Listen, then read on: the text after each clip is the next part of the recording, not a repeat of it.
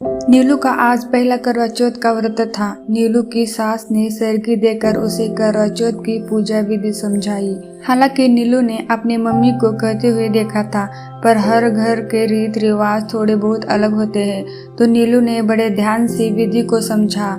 नीलू शाम 4 बजे तैयार रहना। बाजू वाली चाची ने कहा, करवा माता की पूजा करने जाना है।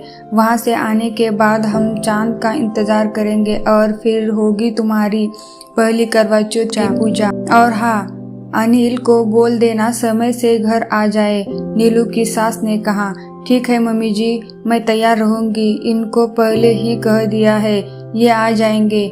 टिफिन तो रखा था ना उसका, या भूल गई? आज उसके हाथ में टिफिन नहीं देखा मैंने। सुबह नाश्ता भी नहीं किया।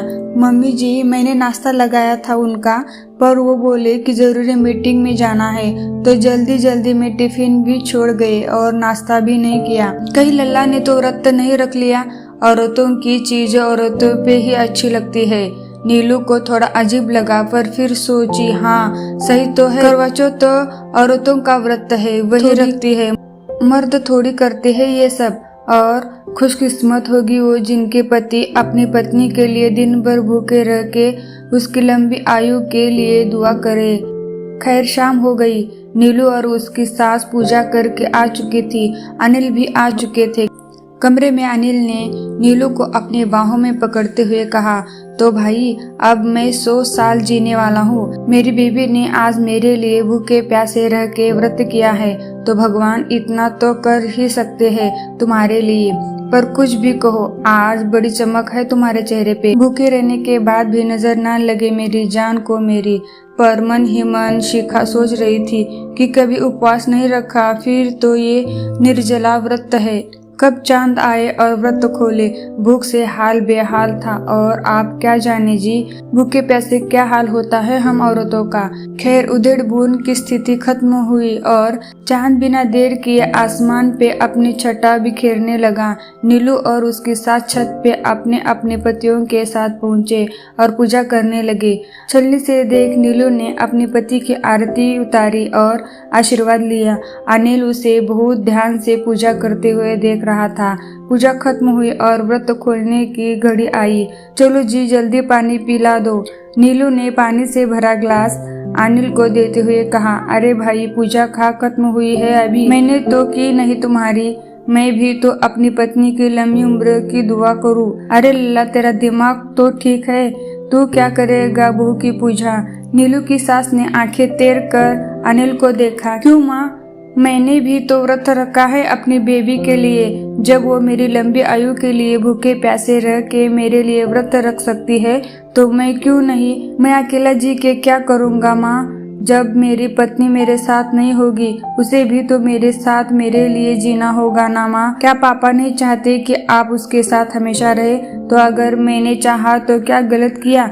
लेकिन लल्ला, बस माँ, सिर्फ बहू क्यों करे, पति का भी तो कुछ फर्ज होता है ना माँ। नीलू की सास चुपचाप अपने बेटे को अपनी बहू की आरती उतारते देख रही थी।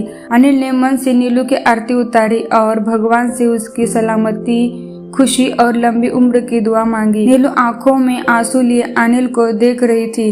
पूजा के बाद जैसे ही अनिल ने नीलू के पैर छुए, नीलू एकदम से पीछे हो गई। नीलू की सास को जैसे दिल का दौरा पड़ते पड़ते बचा और वो चिल्ला पड़ी, तेरा दिमाग पूरी तरह से खराब हो चुका है अनिल। ये क्या कर रहा है तू? बहू के पैर छू रहा है। हमारे समाज में, हमारे घर में ऐसा किसी ने नहीं किया। कौन आदमी अपनी औरत के पैर छूता है? पर माँ, नीलू ने भी तो छुआ मेरे पैर। मैं भी तो वही कर रहा हूँ। हमारे देश में पति को देवता माना जाता है, इसलिए औरतें पति के पैर छूती है।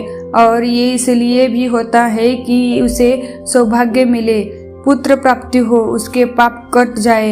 ये नियम है लल्ला। तू उसके पैर छू के नियम का अपमान कर रहा है। औरतों का फर्ज है मर्द के सामने झुकने का। मर्द सर उठा के चलता है, झुका के नहीं। नीलू की सास की आवाज अब तेज हो चुकी थी। गुस्सा साफ दिख रहा था। माँ ठीक कहती है तुम कि हम पति देवता है, तो पत्नी को भी तो लक्ष्मी का दर्जा मिला है। तुम ही कहती हो कि नीलू लक्ष्मी है। तुम भी तो रोज सुबह भगवान के पैर छूती हो, लक्ष्मी जी के। पर मेरे घर में साक्षात लक्ष्मी का निवास है। तो मैं नीलू के पैर क्यों नहीं छू सकता? दुनिया को जो कहना है कहे, मुझे परवाह नहीं। सास सर पीटते हुए नीचे चली गई। नीलू की आंखों में आंसू अब भी बह रहे थे। उसने कुछ कहना चाहा पर अनिल ने अपने हाथ उसके होठों पे रख दिए। नीलू, तुमने जो भी मेरे लिए किया उसका तहे दिल से धन्यवाद। हर जन्म मुझे तुम मिलो, आज बस यही मांगता हूँ। नीलू को आज सब कुछ मिल गया। दोनों ने एक दूसरे का व्रत खोला और एक दूसरे का हर परिस्थितियों में साथ निभाने का वादा किया।